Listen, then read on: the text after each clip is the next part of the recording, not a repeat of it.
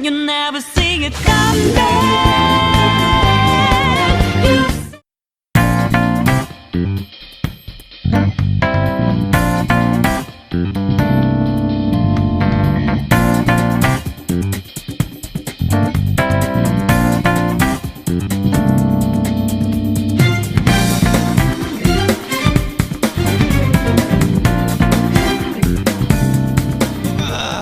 Hello, people.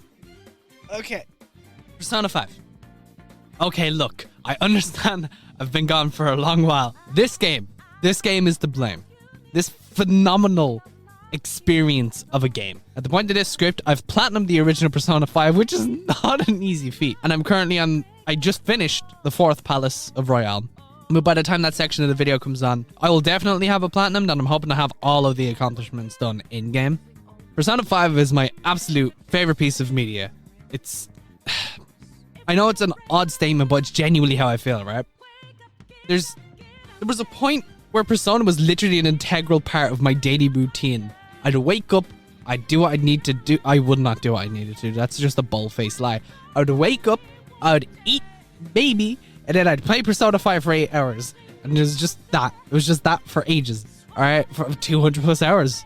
It's because I got absorbed into the world, right? But this is not subjective fanboy mumble jumble. I do have actual reasons why I love it, and I'd like to share with you all today. By the way, Persona 5 spoilers. I won't spoil past like the 4th Palace, or at least I'll try my best not to. But still, that's like a solid 50 hours, 40 hours into the game. So, anyone? Dylan. If anyone is still wanting to stick around, please, because I'm so passionate about this game and I just want to talk about it.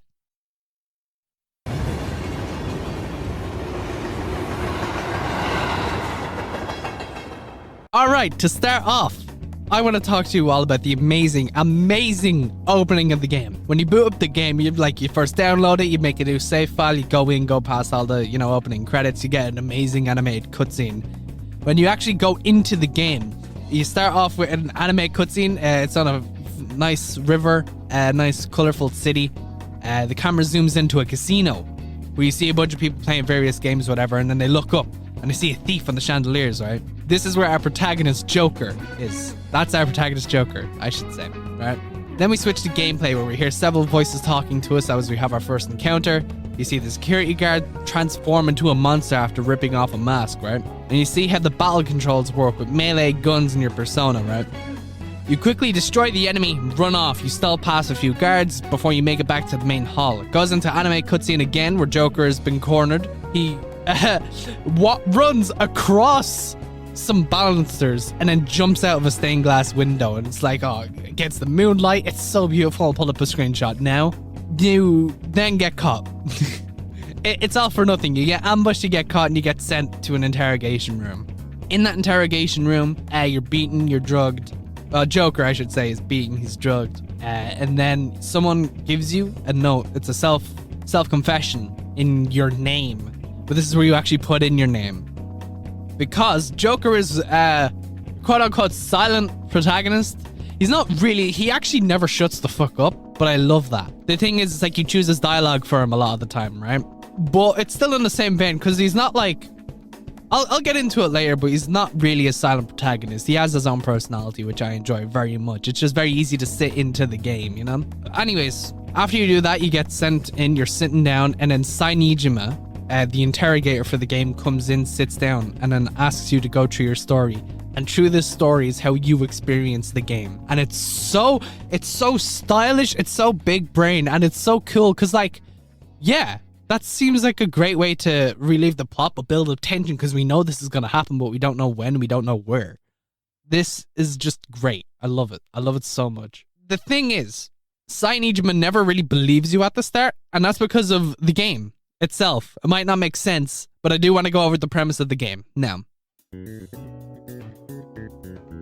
Now, the premise of the game is basically there are two different gameplay styles. There's reality and there's the metaverse. I gotta go through the metaverse first because there's more gameplay, but there's less time here, and it's harder and easier to explain. I don't know how to explain it, then I guess it's just harder to explain.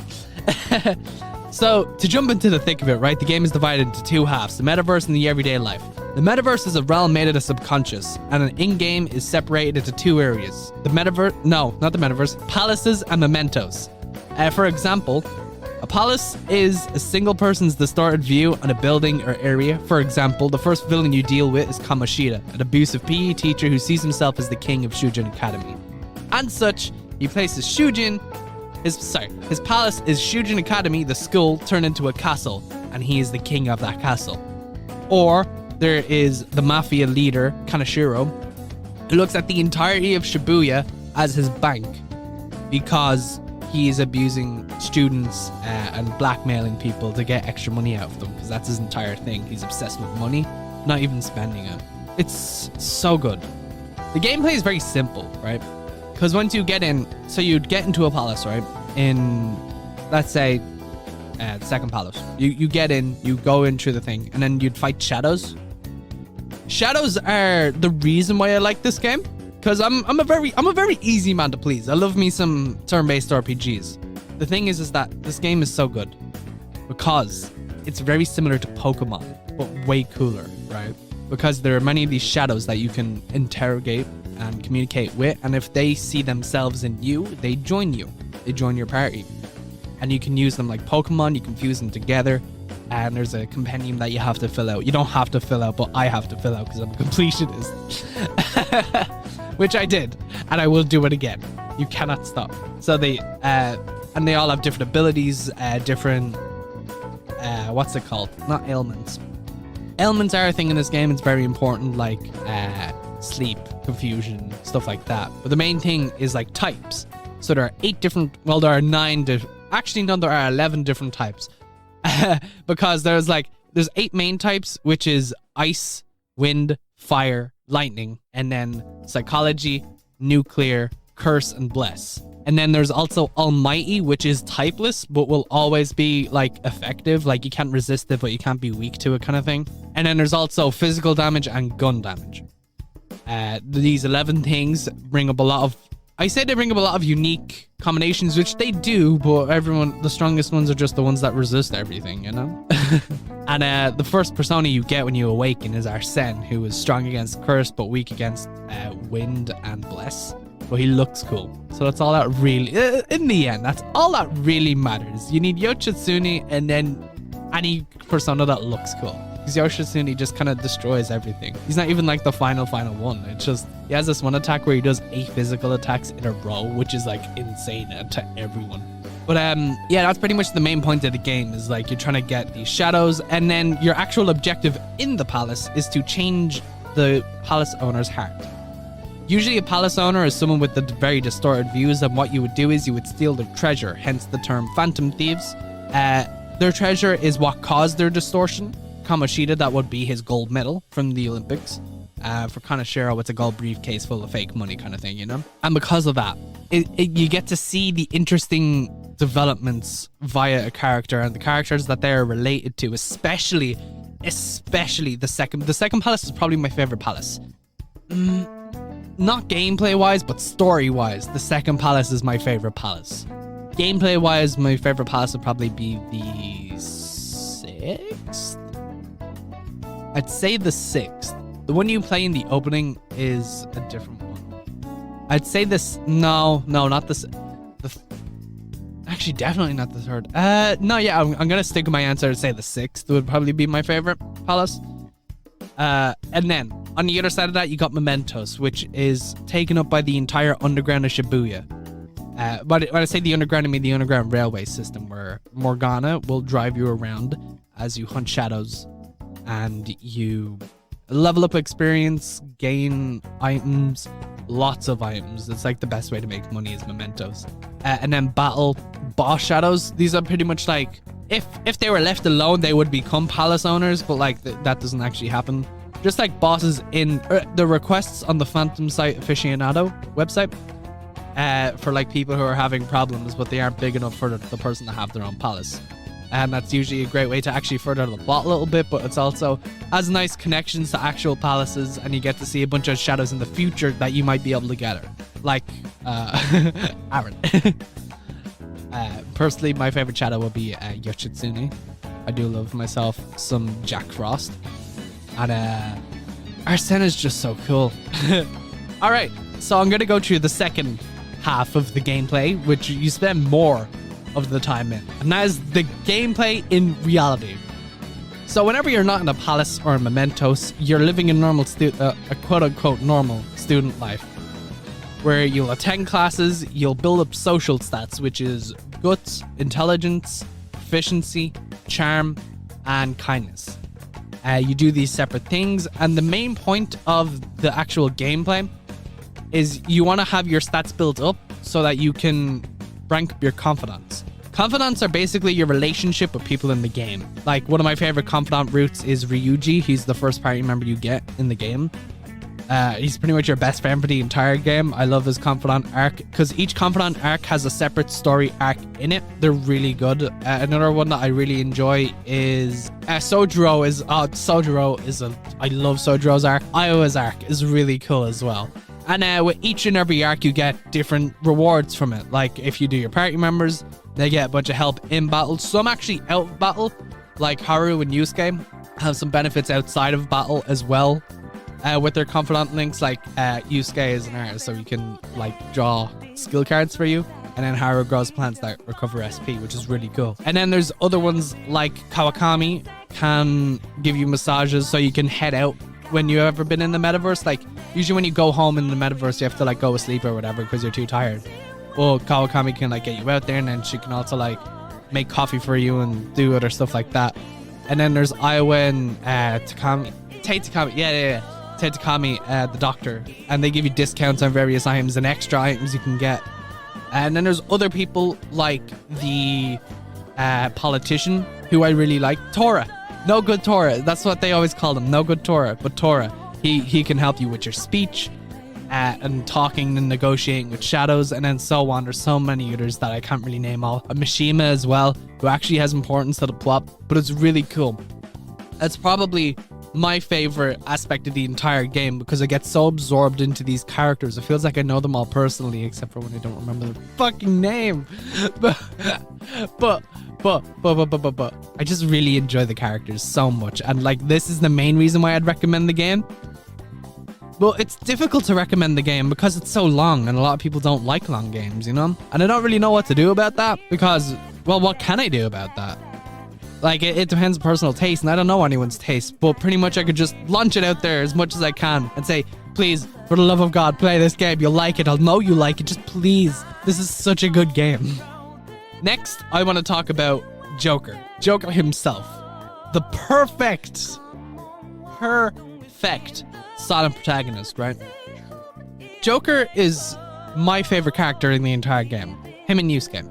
And I personally relate to Joker so much because the thing with Joker is he doesn't really understand how he feels about certain aspects because he has a resolve, of course, based on an incident at the start of the game that sent him to Shibuya. And basically what happened was, so he has that resolve in wanting to do that. But aside from that, he's not really sure. He's just kind of iffy, whatever, kind of distant. But he slowly gets more and more confident in himself and in his friends. And the more he gets confident in his friends, the more the confidants go up. The stronger he becomes and the stronger everyone around him becomes, right? He's the quintessential leader, which is super fucking cool, right? His design is absolutely great, and the decisions you can make, they're different enough to warrant having the choice, but they're similar enough that he has his own personality. He's very snarky.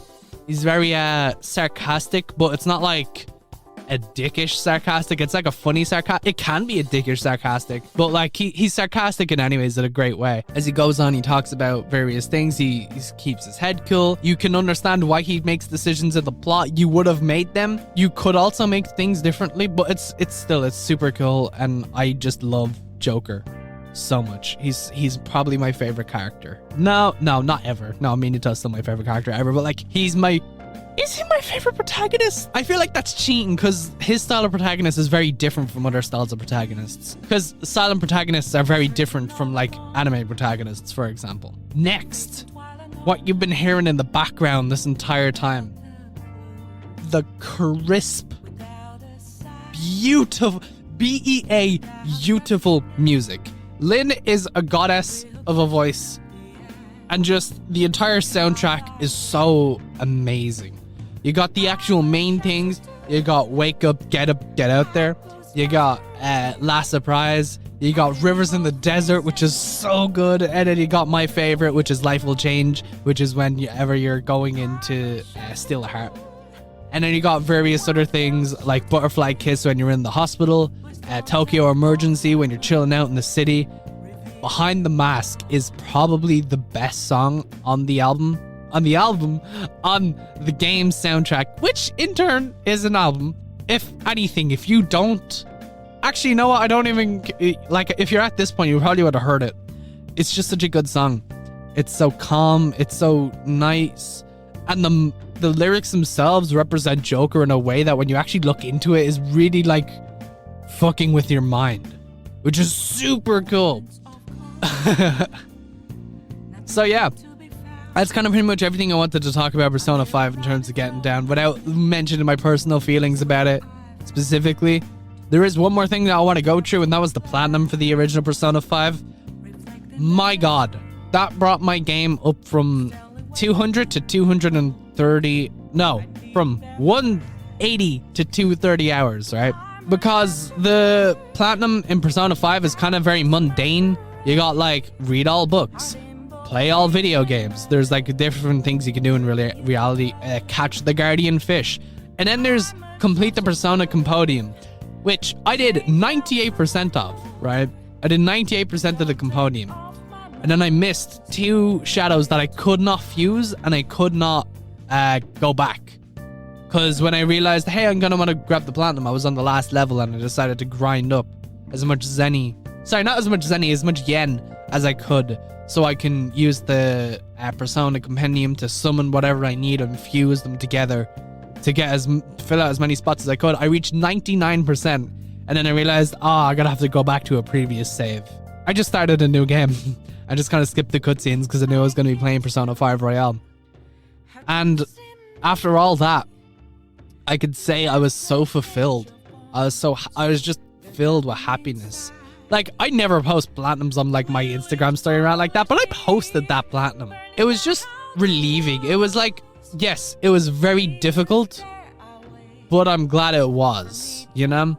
And there was only like 3 gold trophies in that game, which was very confusing because a lot of those, I feel like that were silver deserved to be gold. They were very difficult. But yeah, overall, please, if you have a PlayStation 5, you can download it for free if you have a PlayStation Plus account, right? If not, you can get it pretty cheap, especially on a PlayStation 3. It's on like a tenner or whatever. They still have the shops open. Whatever you do, play it. Oh my god, just play it. It's such a good game. I cannot recommend it more enough. I literally can't. It's my favorite piece of media ever.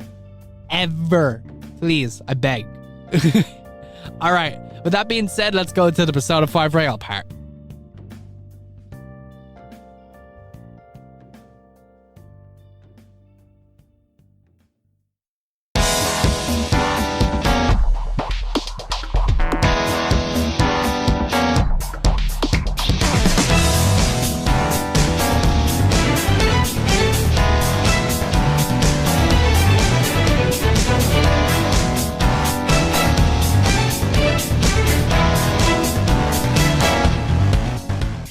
So, welcome to the second half of the video where I'm going to talk about the re-release, the revamped version of Persona 5, which is Persona 5 Royale. At the time of recording, I've platinumed the original Persona 5 Royale, but I haven't done all the challenges yet. I'm only about like 50% of the way through. But trust me, I will get them all done. The only reason why I'm kind of haven't done it yet is because I want to get the video out by the end of the month, preferably, because I want to catch up to the entire Persona series before Persona 6 comes out. It's the 25-year anniversary of Persona, and I want to have this out. I want to do other stuff this year. But I'm about 50% way through the challenges. I've completed the game. I have fully platinumed the game. So basically, I'm going to go over the main changes, what I like, what I don't like, which I prefer. Basically, long story short, I prefer Royale by like quite a bit. So I guess more realistically, it's proper to say Persona 5 Royale is my favorite piece of media of all time ever, because it's just Persona 5, but better. Now, there are loads of different changes that I want to go through about Persona 5 that I really feel like I need to. The biggest one is there's new characters and confidants. Some of the new characters include Yoshizawa, Dr. Maruki, and Jose in Mementos. Most often in Mementos. He's in other places too. I love these characters. I love Dr. Maruki the most by like a considerable amount. Like, don't get me wrong, the other two are great, but like, Maruki is great. He is so cool. I love Maruki so much. His character is so interesting. He's voiced by Billy Katmez, and if you don't know, that is the voice of Josuke Higashikata from from JoJo's Bizarre Adventure Part 4, Diamond is Unbreakable. But basically, he is a therapist who talks to all the other characters and stuff. You get SP boosts from whenever you hang out with him. Yoshizawa is like a transfer student. You get HP when you hang out with her. Jose is, I don't know. I don't know what Jose is. I guess I'll find out more in New Game Plus. I'll let you... No, I won't let you know. Play it yourself. Play it yourself. But, these characters, along with the new confidant for Akechi. This is my, like, #1 brand new favorite confidant that they added into this game. He was already a confidant in the original Persona 5, but they completely revamped how it works. And it's just so good. I really enjoy how his entire spiel happens. All the optional things you can do with him. It's great. Honestly, one of the best changes they made to this entire game. There's so much that I want to talk about, but like, when people consider spoilers in a movie, it'd be like, oh, basically the last hour of a 2-hour movie. But this is a 100-hour long game. But I'm still thinking anything past like the first 2 hours is spoilers. Fucking voice crack. But yeah, basically that's what I want to go over about the characters and the confidants, is that I just really like Akechi. I really like Akechi. He's such a well-written character. Same with Dr. Maruki. Yoshizawa, I guess. But overall, very fun. Another thing that they added into Persona 5 Royale is the 3rd semester, which is like basically an added on 3 months to the ending of the game. Changes drastically. I have mixed feelings on this, but it's not like bad per se, because like I really enjoy the gameplay in it. But the real life stuff kind of drags on a little bit, you know? There's not many social links you can do at that time. And then there's like a section at the start where you kind of can't do anything for 7 days, which is actually quite annoying. But like once you get past the first 7 days, the rest of it is actually really cool. Oh, I got a bit scared because there was like a nightmare sequence or whatever. I was really confused about what was happening. But tough to admit. But it was really, really, really fun. It was so good. It was so enjoyable. The story really gripped me in. And yeah, another thing is they added an entire town called Kichijoji. There are loads of things you can do in Kichijoji. You can, this is probably going to be like a bit of quality of life mixed in with just talking about Kichijoji. But the main thing I want to really talk about is the shops. Because there is a jazz club that you can bring people out to. You can hang out. You can get... you can boost stats of your party members, and you can also like what's it called? You can also learn them new moves like Concentrate and Charge, which are really important in Persona. Those 2 moves are very good. What else is there? There is the Billiards and Darts Club. I think it's called Private Penguin or something. The billiards is very fun. You don't actually play billiards. You just kind of rank up your what's it called? You rank up your proficiency, and then you just kind of do good, and then you level up your technique or technical damage. What else is there? And then there's darts. Darts uses Saxis controls, which is like what wireless move your controller around things, but I have a wired controller, so I can't really do it. So I don't know how it's supposed to feel. From what I could do, it was kind of annoying, but I could still do it for the most part. It wasn't like impossible or whatever for the most part. Kechi was difficult because you have to get 701 with him, when everyone else is just 301 and 501. Which is very annoying because the reward you get from it is it's intense. It's baton pass, and this is actually going to go into the quality of life update throughout the entire game. #1, baton pass used to be locked behind confidant social links. Now it's not. Now it's a base feature of the game, and they buffed, and I mean buffed baton passes, because what they do is now every time you baton pass, if they're leveled up, you get some HP, you get some SP, and you get an insane damage boost. And you can rank it up. before, you just get a damage boost off of one baton pass, maybe two. From what I remember, it was kind of hard. It's a bit difficult to tell. I actually don't know, to be honest. What else was there? But tons of, like, the way the entire combat system has changed. Like, technicals are so different now because of the way that they're handled. For example, let's say you burn someone and then you use wind. Yes, now it's guaranteed to knock them down once you level up enough, and it's a way to circumvent shadows having no weakness, which honestly makes the game flow so much better. It's like, it's such a small change. Well, it feels like such a small change on the surface. I don't know if they added more or something, but it's so helpful that I'm kind of annoyed that I didn't take advantage of it in the original Persona 5 if it was there.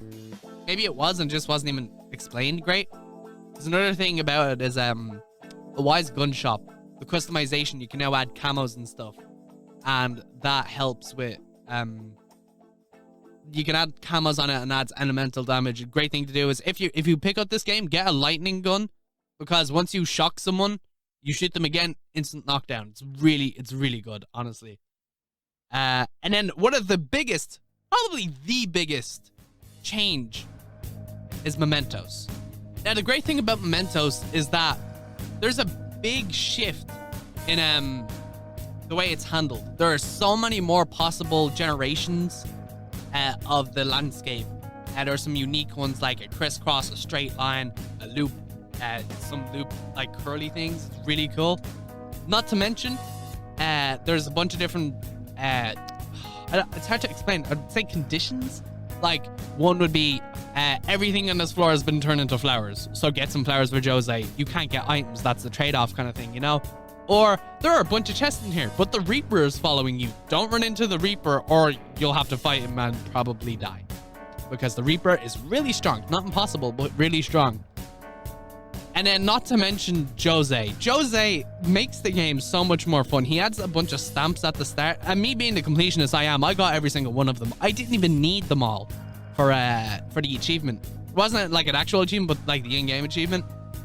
And basically he adds a bunch of these stamps into Mementos. And with those stamps, you can increase XP.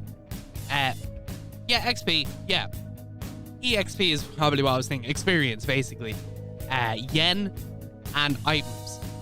You go into Mementos 2 floors in with max items, you're like maxed out on materials in like 2 minutes. And because of these stamps, I kind of just stayed there grinding them for ages. And because of that, I ended up being like way higher level than I was supposed to be. I ended up being like, I was able to insta-kill. And when I say insta-kill, Ryuji has a confidant ability at rank 7, where if you dash into an enemy, you instantly kill them. Like, just straight up, you rip off their mask, they're dead, you get the experience, this is revamped from Persona 5. It was there, but you couldn't get the experience around like that, you just got the mask. Now you get the experience, the money, any items that they had, and the mask if you want it. Or if it's full, you know? And, it's really insane because, just the sheer amount of content that kind of helps it and takes away. This insta-kill technique made Okumura's Palace so much easier, so much fun. Okumura's Palace is really fun now because now there's like a bunch of different hidden things with the new grappling hook that's been implemented as well. Able for like really cool puzzles and stuff, which I thought was going to be a gimmick, but ended up being really interesting. Overall, I'd say Mementos has gotten a huge improvement. Another thing that's gotten a huge improvement is boss fights. Boss fights at the end of palaces. One of the biggest changes is Madarame, the second palace. Normally, you just fight his big paintings and then you'd fight him, but he doesn't put on much of a fight. Now he does, because he brings out all these like different colored clones, and they have different strengths and weaknesses. You get to use your brain. I didn't. I just killed him instantly because I over-leveled by accident. But overall, still really fun to fight. Another really big change one is Kaneshiro. Even with my accidental overleveling, he was still really difficult because after his first few phases, he ended up getting bodyguards and then putting you to sleep all the time, which is a really cool and interesting technique to try and avoid. Nice way to switch things up. Overall, every single boss fight has been changed in some regard, minus like the 4th palace, I think. and not really the 7th. It was changed in a cool way, but like it's not much of a change, you know. That's pretty much everything I want to go over about Persona 5 Royale. Overall, I would say I enjoy it very much more than the original Persona 5. There's not much more story I want to go into because all of it is really spoilery. If I was to give you like one thing, hold on, I want you to like look at me for a second, okay? Because this is like the most important thing I can say. Going in blind or mostly blind is one of the best things you can do. You'll connect with these characters on such a spiritual level with most, if not all of these. Because even though there's a big metaverse in your mind kind of thing in this game, everyone's problems are real. They're genuine, and you will have that connection. If you play either the original Persona 5 or Royale, you'll get the same enjoyment. I just think Royale's better in terms of technicality and like it's smoother, but the story is the same. You get the same oomph from the story, you know?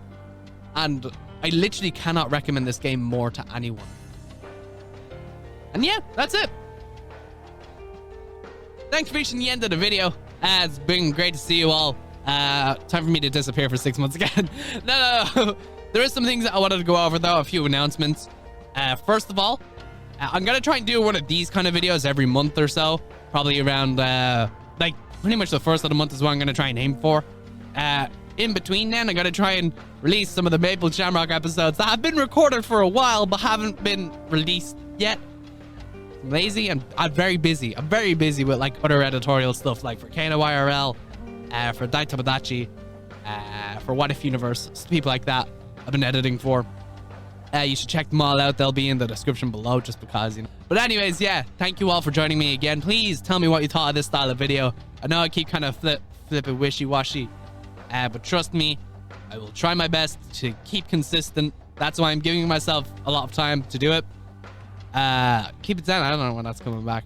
I still need to decide guests and stuff like that. And Maple Shamrock, like I said, we have episodes recorded and gonna edit them and release them in between these. So once again, please tell me what you thought of these, if I should do more, if I should not continue them. And yeah, peace.